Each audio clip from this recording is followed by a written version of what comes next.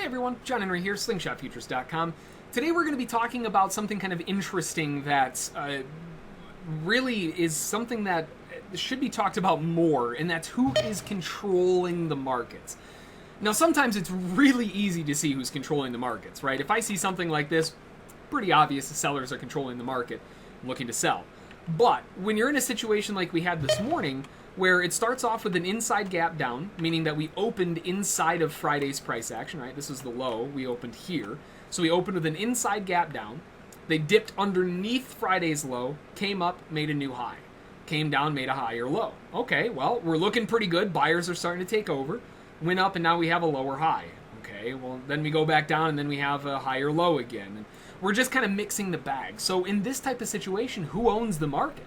Right? Where is the market going? Where should I get in? Where should I get out? Where should I avoid?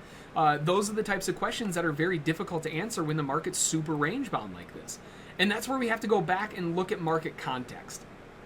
Market context in this side of things, you'll notice I was long into this.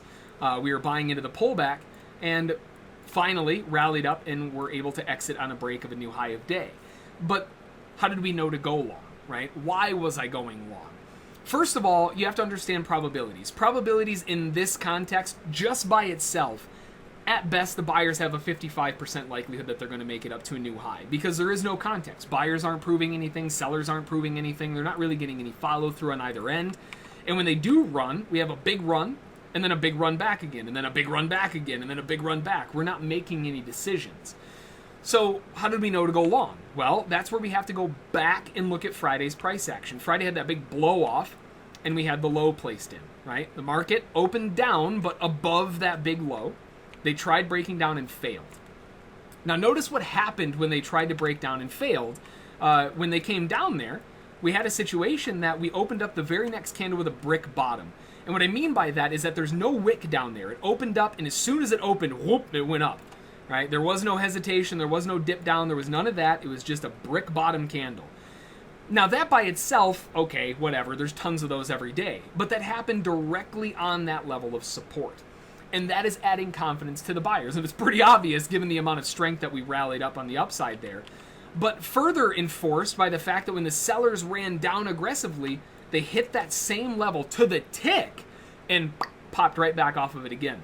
So when you have that kind of context, we're starting to gear up a reason that the probability is shifting to the buy side. The sellers and buyers aren't proving anything in the sense of a trend direction. We're not making any new highs. We're not making any new lows. We're making lower highs and higher lows and wedging. So there isn't any trend direction there. But from a contextual standpoint, buyers are holding those lows. Now, when you have that type of situation, you need to look at the follow through. Just seeing the situation happen isn't good enough. We need more than that. We need to build a story. And with that story, they come up and they start forming the wedge. When that wedge happens, they tried breaking out again and failed. You'll notice I had another buyout order there because of that. They tried breaking down through the wedge when the buyers already had emphasis, showing that the sellers failed. That massive bear engulfing candle, they couldn't even get follow through, and now it turns right back up again. Buyers are gaining more and more sentiment. Then we come back and we break through the highs. Now, there will be buyers that buy that aggressive breakout. I've already got, 2 positions in. I want to wait for something a little bit more. We break out, they pull back, we trap sellers in, right? Bar 20, this big bear bar, traps in sellers by going one tick underneath it, taps in sell stops, and then reverses right back up again with our old buddy brick bottom candle on bar 22. Same thing that happened over here, except this time it's right where sellers shorted and potentially got trapped all the way back up. You'll notice another buy order here when the market was rallying in our favor on the back of that. And that allowed the market to finish the job and break to a new high and continue it off and finish the job. So it's not just saying, oh, well, I got lucky, I bought, good enough, right? There's a lot of context that goes to behind the scenes of understanding why you should buy, why you should sell. Both sides of the argument without context, right? Taking away the swing lows and the traps and all that stuff. Both sides had a reason. Sellers had a reason to sell, buyers had a reason to buy. But adding context into the picture gave us the ability to discern where the market had a better likelihood of going, and because of that context allowed us to nail down a very nice move.